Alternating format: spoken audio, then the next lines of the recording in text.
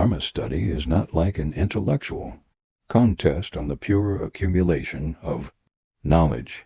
Instead, a Buddhist must integrate the teachings bit by bit into their mind and heart. In fact, the inner state is reflected by the outer signs of speech and actions. If your mind is at peace, your body and speech will appear peaceful.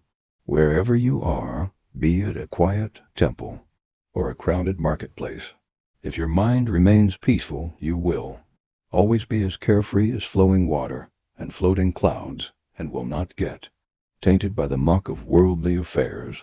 The Flower Garland Sutra says, just like the lotus flower to which mud and water cannot cling, or sun and moon, that course unhindered through the sky.